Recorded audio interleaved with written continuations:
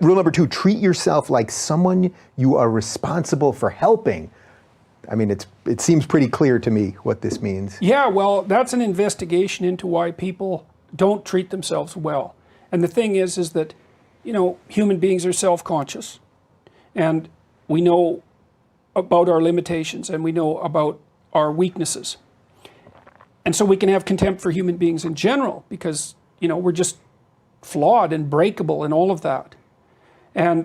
But we know ourselves better than we know everyone else. And so unless you're narcissistic, and some people are, then you have a very acute sense of how you're not up to scratch on many of the dimensions along which you could be evaluated, even by yourself. And so that leads naturally to a sort of self-contemptuous attitude. And you can see that one of the stories I talk about is that people are more likely to give prescription medication to their pets than to take them themselves. Right, you know. So even in the United States, because we're pretty over-medicated here. Even in the United States, wow. people will get the prescriptions, but they won't take the pills.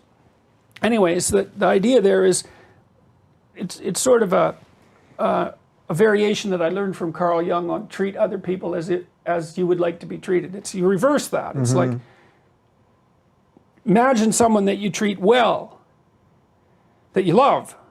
Then try to treat yourself that way. You got to detach from yourself a bit. You got to think, okay, well, I'm a person among other people, and I deserve at least as much respect as a person among other people, and I should be trying to help myself across time. And instead of being self-contemptuous and self-destructive, I need to take care of myself as if I'm potentially valuable, and to lay out my life that way. And so that's what that chapter is about.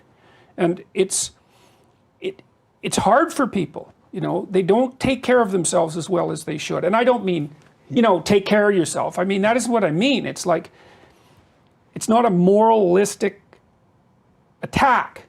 It's like, it's an encouragement to give yourself a bit of the benefit of the doubt and treat yourself as if you have some intrinsic value. Yeah, so how much of that would you say is psychological, just being okay with the mistakes you're gonna make and all of that, as opposed to just treat yourself meaning dress okay, and posture and all of that That's part of it. Like, it isn't clear where your borders actually are, you know. It means take care of your room, take care of your things, like have some respect for yourself as a well, I would say in some sense as a miraculous being, because that is actually what you are. But you know, that sort of borders on the New Age, which I'm not very happy about that, but it's still the case.